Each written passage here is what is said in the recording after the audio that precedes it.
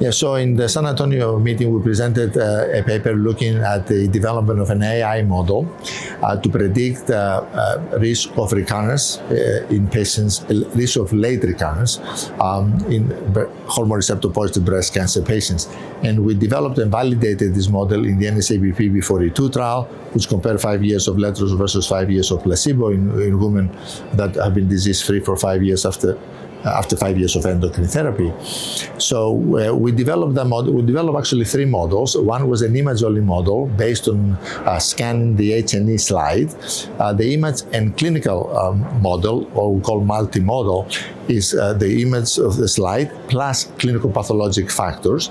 And then we developed a multimodal-multitask model, which included the 2 previous factors, clinical and image, as well as the bone mineral density T-score, but as a target value. In other words, predicting not only risk of recurrence, but also bone mineral density T-score.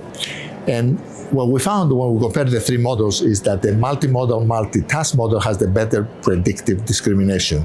It resulted in a higher hazard ratio of the high versus low risk patients, and also resulted in a higher absolute benefit from extended letrozole therapy.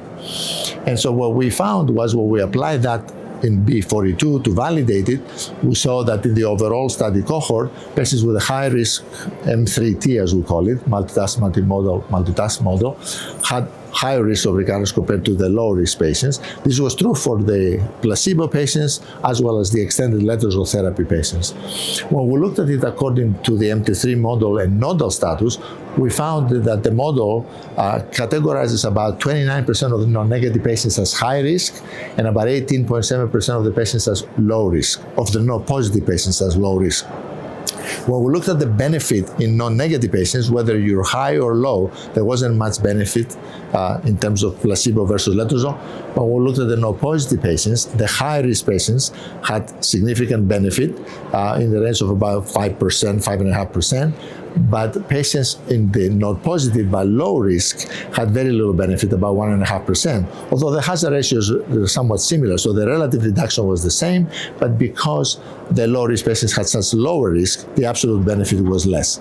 So essentially what we concluded from this, and then in addition of that, we validated this in an external data set from the TAILORx study, from 4,300 patients in TAILORx that were disease-free after 4.5 years of adjuvant endocrine therapy.